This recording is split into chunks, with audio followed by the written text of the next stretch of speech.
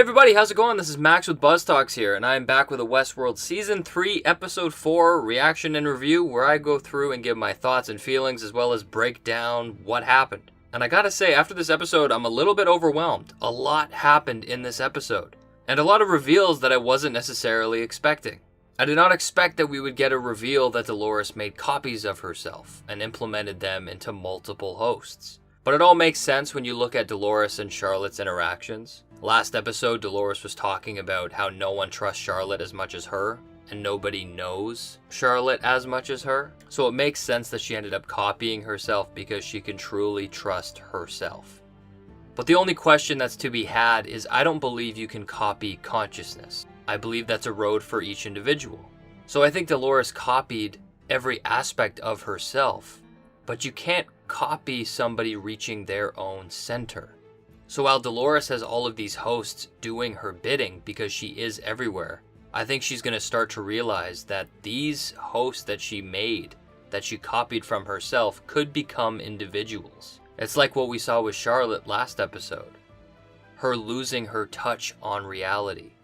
Because she's a copy of an identity, she's latching on to another, the real Charlotte Hale. We saw her progressively become closer to Charlotte Hale's son, Nathan, and saw her become more tethered to Charlotte Hale's life, to the point where she was hurting herself, and she explained it like Charlotte was trying to claw her out of her own body. So I expect that we can see that progress over time. And I think it's safe to say, since Dolores is in so many places at once, she could be strategically using that eyepiece in order to see through the hosts that she's copied herself into, since she's doing so many things at once. Because in one spot she's Musashi, and then she's Connells, and then she's Charlotte, and potentially she could be Grace. And she's using all these pieces strategically to help her end humanity. So let's start with William. William was left off last season pursuing a storyline that Ford said was for him. His mission was to reach the door. And on this mission, he ended up getting Lawrence again, his old friend. And he made a couple of right choices. He wronged his rights. He saved Lawrence's wife. But in the process, he lost his hold on reality and he ended up killing his own daughter. And now he's left questioning his own reality. He doesn't know what's real and he's constantly visited by his dead daughter Grace. And she interrogates him about his reality. And we see a dialogue in between them where we see where William's head is at. William claims that his choices are his own. But in saying that, he's saying that he willingly killed his daughter. So Grace questions if he thinks that he is free and evil, or is he blameless and hopelessly enslaved? And I think the idea they were going with this is humanity is never free, because that which is free can change their own core drives. And humanity's core drive is survival. So William constantly fights back on deciding if he is who he is, if he had a choice in any of it. And I think it's equally as possible that this Grace who is visiting William is also a host that was made by Dolores, who is there to psychologically torture William. So Dolores could effectively render him insane in order to take over Delos. So by the end of the episode, it seems like William is where he deserves to be. He's in a prison of his own sins. And while he's still so confused, Dolores then tells him to ask her the question he wants to know. And William basically asks if he is himself. And then she welcomes him to the end of the game. Now, I believe the game is much more complicated than we think. And I don't think that this is the end for William. He may break out and fight for the humans, but I think all in all, his destiny will end when he crosses through the door. And crossing the door is moving from a human body to a host body. And there's a reason why William is being constantly questioned and bombarded by Dolores. And there's a reason why when Charlotte said, "It's me, your oldest friend," William knew it was Dolores. And that's because Dolores is a deep-rooted person within William's past. And I believe William is the one character who really cannot be calculated. Every decision he made, it was in a world where he believed there was no consequence. And he is the prime candidate to go through the door and become a host, because his reality was never being a human. His reality was in Westworld. And this code that Delos made to encode humans and print them into flesh, they were never successful. James Delos went insane. And when Bernard and Elsie found him, he reached the bottom. And I think William is within that process. In order for him to become enlightened and true and make his way through the door, he needs to suffer. He needs to question his reality. And when Dolores welcomes William to the end of the game, it's him questioning if he's ever been in control, if he's been a slave to his human code all this time. And that which is free can change its core drive. And I think William is on that path.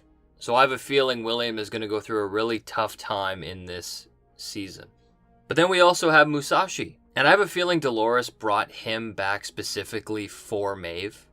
And she also used Musashi strategically to be able to conceal her identities as the 5 different hosts, as well as smuggle organic assets and resources. And with Musashi in that place, he can create any host for Dolores that she needs. And there's a lot of people that Dolores can conjure up if she needs to.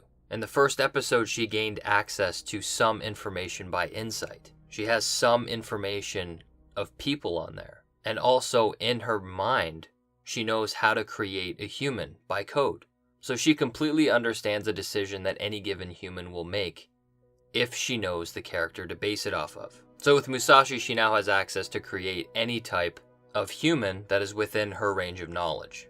But at this point, since Maeve came and crashed the party, and Serac is going to come into that headquarters, I wouldn't be surprised if Musashi takes on a different role, a different host, to play a different role.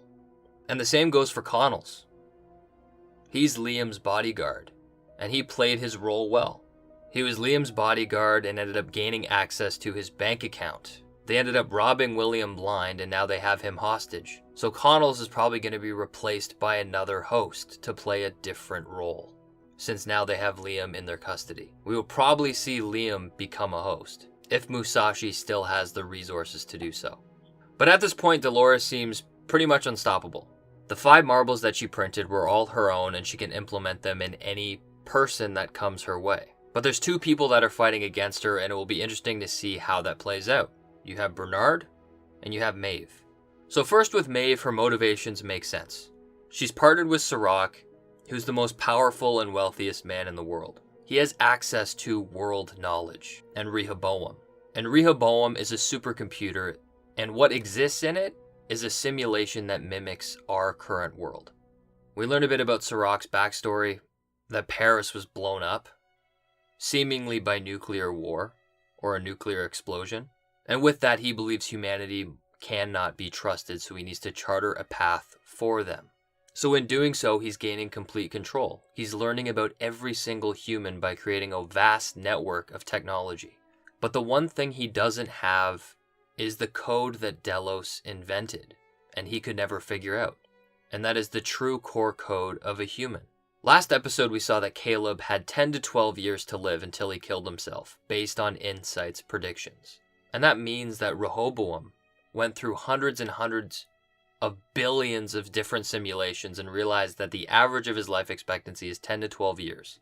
If Serac got his hands on the secret formula on what makes a human, he would only ever have to run one simulation, and he would know the exact date and time Caleb would kill himself because he knows the core code of Caleb as a human. So because he desires that code, he needs Dolores and to take it off her brain module. So naturally, he's partnering with Maeve and using the secret world of the Valley Beyond to get to her. If Maeve does her job right, she'll get the encryption key and be able to go to the simulated host world and be able to live freely with her daughter.